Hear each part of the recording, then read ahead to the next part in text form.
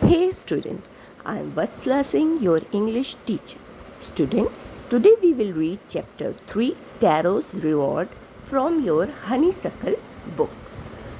This story is about a thoughtful and a loving son. He works hard to fulfill his parents' wishes and gets some unexpected help. So, Taro is a young woodcutter who goes to forest to chop wood, and by selling it he earns money, but it is very little money, and so he cannot fulfill the desires of his old parents. One day his father asked him to bring a cup of sake because it would warm his father and make him happy. So Taros feels sadder. एक दिन क्या होता है कि tarot के पिता कहते हैं कि काश मुझे साके मिल जाए. साके क्या है? अ पॉपुलर जैपनीज़ ड्रिंक, जिससे कि शरीर में गर्मी आती है. तो वो बहुत बूढ़े हैं, कपकपा रहे हैं, तो वो चाह रहे हैं कि उन्हें साके ड्रिंक मिल जाए. ये सुन के टैरो बहुत दुखी हो जाता है, क्योंकि वो साके जो होता है बहुत एक्सपेंसिव ड्रिंक होता है और उसके पास इतने पैसे नहीं होते कि वो ला सके. तो फिर अगली सुबह वो क्या करता है कि जाता है जंगल में लकड़ियाँ काटने और सोचता है कि आज मैं ज़्यादा लकड़ी काटूँगा ताकि मैं साके खरीद सकूँ और उसको पी के मेरे पिता के शरीर में गर्मी आ जाएगी. तो ये सोच के वो मेहनत से काम करने लगता है और लकड़ियाँ काटने लगता है और इतनी ज़्यादा मेहनत से वो लगा रहता है कि उसके शरीर में गर्मी आ जाती है, उसका गला सूखने लगता है. तो फिर क्या होता है कि वो यही सोचता है कि काश जैसे मेरे शरीर में गर्मी आ गई है, मेरे पिता के भी शरीर में गर्मी आ जाए, काश मैं उनको साके ड्रिंक ला के दे सकूं. तभी क्या होता है, उसे झरने की आवाज़ सुनाई देती है. तो उसे बहुत आश्चर्य होता है क्योंकि इस जगह तो कभी कोई झरना था ही नहीं. तो फिर क्या होता है कि tarot saw a beautiful little waterfall hidden behind a rock. Kneeling at a place where the water flowed quietly, he cupped a little in his hand and put it to his lip. Was it water or was it sake? He tasted it again and again, and always it was the delicious sake instead of cold water.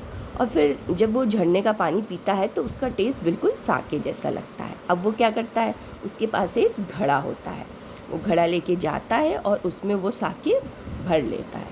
फिर वो अपने घर पे पहुंचता है और अपने बूढ़े पिता को वो पीने को देता है और उसका एक घूंट पीते ही उनकी सारे शरीर की जो ठंड होती है वो कम हो जाती है और वो खुशी से झूमने लगते हैं, नाचने लगते हैं. That afternoon a neighbor stopped by for a visit. Taro's father politely offered her a cup of the sake. और फिर उसी दोपहरी क्या होता है कि उनका एक पड़ोसी भी आता है. उसको भी जो टैरो के फादर होते हैं थोड़ा सा साके निकाल के पीने के लिए ऑफ़र करते हैं. तो जो औरत होती है उनका थैंक करती है. फिर टैरो उनको पूरी कहानी बताता है कि कैसे जंगल में उसे एक वाटरफॉल मिला और वहाँ से उसने उसको टेस्ट किया तो उसका टेस्ट बिल्कुल साके जैसा था और इसलिए वो वहीं से घड़े में भर के वो ले आता है.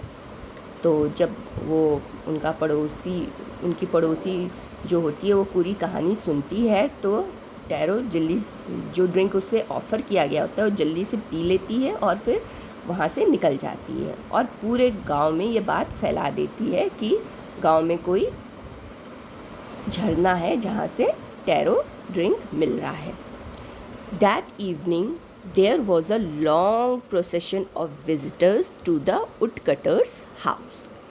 Each man heard the story of the waterfall and took a sip of the sake. In less than an hour the pitcher was empty. और फिर क्या होता है कि जब पूरे गांव में ये बात फैल जाती है तो हर कोई उनके घर पे पहुंचता है और वो जानना चाहता है कि उन्हें ये कहाँ से मिला. और 1 घंटे के भीतर ही वो जो घड़ा भर के साके लाया था वो ख़त्म हो जाता है. Next morning, Taro started for work even earlier than the morning before. He carried with him the largest pitcher he owned, for he intended first of all to go to the waterfall. When he reached it, he found to his great surprise all his neighbors there. They were carrying pitchers, jars, buckets, anything they could find to hold the magic sake. Then one villager knelt and held his mouth under the waterfall to drink. He drank again and then shouted angrily, "Water, nothing but water." Others also tried, but there was no sake, only cold water. फिर क्या होता है कि अगले दिन tarot अपना सबसे बड़ा घड़ा लेके वहाँ झरने के पास पहुँचता है कि वो साके ले लेगा, लेकिन वहाँ जाके उसे बहुत आश्चर्य होता है जब वो देखता है कि उसके गांव वाले भी वहाँ पे अपना अपना घड़ा, बकेट जो भी उनके पास है लेके उसे साके को कलेक्ट करने के लिए पहुँचे हैं। फिर उनमें से एक आदमी उस झरने का पानी टेस्ट करता है, लेकिन वो कहता है कि ये तो साके जैसा स्वाद नहीं आ रहा है, ये तो ठंडे पानी का ही स्वाद है। और फिर वो लोग गुस्साते हैं कि टैरो ने हमसे झूठ बोला है, हमें ट्रिक्ड किया है।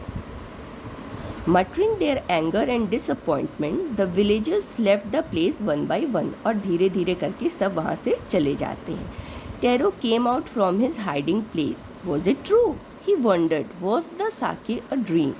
Once more he caught a little liquid in his hand and put it to his lips.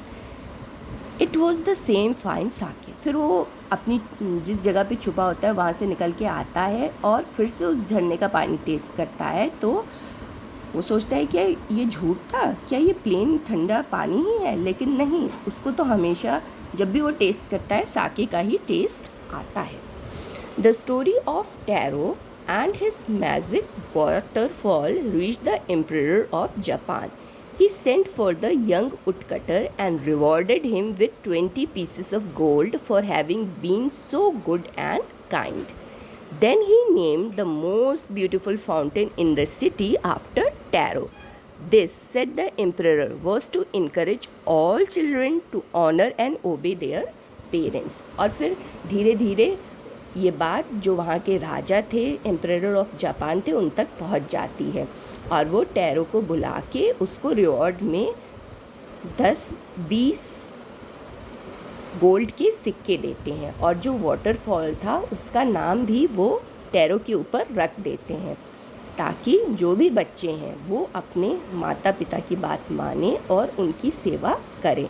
तो इस बात को स्ट्रेस करने के लिए जो एम्परर हैं वो उस वाटरफॉल का नाम टैरो के ऊपर रख देते हैं। Because the emperor wanted to encourage all children to honor and obey their parents. So student, this is a beautiful and inspiring story about Taro. Taro's reward.